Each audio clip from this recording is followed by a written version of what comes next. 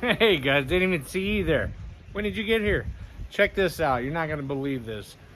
Yeah, it's been about a week since I came out here to the yard and, you know, took care of the lawn and whatnot. But this right here behind me, if you don't recognize what that is, let's take a closer look and see what we find. Take a look at that.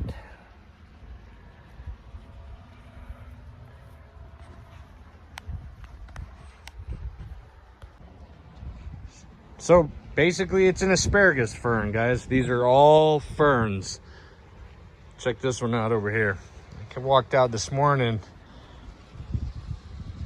Lo and behold, we got asparagus growing. And you know what's exciting about this? And I'll post a couple pictures in here. These ferns, what's exciting is over the year, they grow to about as tall as this fence, which is, I'd say from the soil line up, probably about 4.5, maybe 5 feet. And so we let them firm over the winter time. And then I cut them down maybe a month ago now. And I did that because some of the asparagus on the lower portion was still a little bit of green. And what I wanted to do, as you guys just witnessed, is I'm mulching them right now. So I let them dry out, I cut them down, I laid them as a mulch kind of protective layer for any late freezes that we have. And I walked out this morning to take care of the lawn, and I'll be dang, but I mean, we've got asparagus already, guys. I mean, these are actually the right height, anywhere from 5 to 9 inches to go ahead and harvest. And we'll talk more about that right now. But as I'm peeling back these ferns to mulch, we find another one right here. So I'm really excited, and this is the exciting part. I'm really excited to go ahead and peel this stuff back, get it into the mulching little unit here, and see how many more asparagus we have. Asparagus and how to grow it. Essentially, 2 years ago, it was middle of March of 2022, I had gotten some asparagus crowns, and there's a planting process involved with that where I sowed 15 asparagus crowns into the soil there. Again, the process, you dig a trench, you create a mound, and then you kind of drape the crowns on top of a hill 15 times for each crown that we did, and then you backfill those crowns, you water accordingly.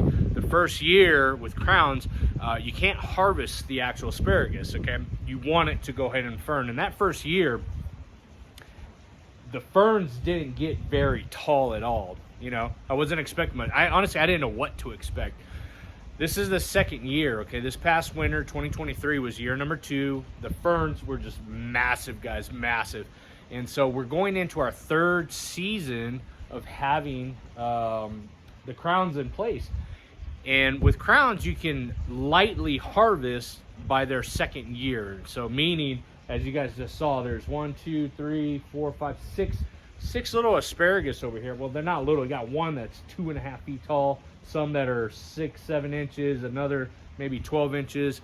And so when you lightly harvest your second or third year, you don't want to make sure you harvest all of them. Remember, you're trying to promote that root growth, the crown, and get those to spread, because the asparagus can last you anywhere from 15 to 20 years. This is a long-term perennial plant that we have here, and we love asparagus. I just had asparagus a couple nights ago at a local restaurant with my nice $35 T-bone steak. But I love asparagus.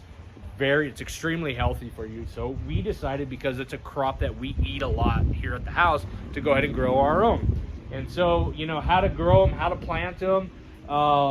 Really what the topic of the video, nice and simple, is the harvesting time, when to harvest your asparagus. This, in fact, is our third season of the asparagus being in the ground. All of 2022, all of 2023, this is now 2024. And as you guys can see, we've got asparagus. And so right now I'm just gonna mulch the rest of the ferns back and see what kind of surprises we get, and I'll tune you guys in to see what's underneath all this. Finally got them all mulched down. God, that had to have taken like an hour or so. But after I mulch everything down, obviously all I do is take that free mulch that I already grew and replenish the bed with it.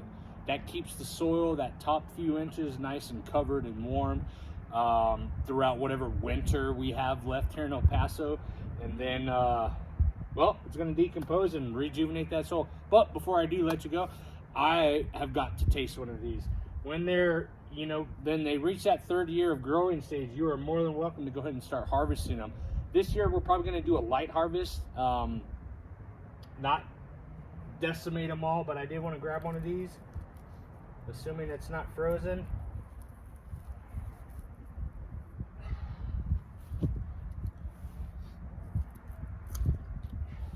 Just snap it down to the ground level there, subsoil. Ah!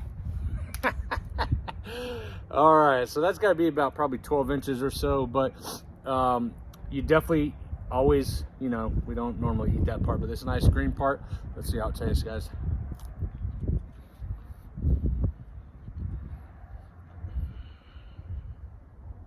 Raw, cooked, probably tastes different. A little salt and pepper goes a long way, but this is as organic as it gets. Nice, healthy. 3 years later, and we got fresh asparagus. I'm not complaining one bit. Oh, before I let you go. So that was the first few. Then we pulled back some more. They're growing, guys. They're coming up.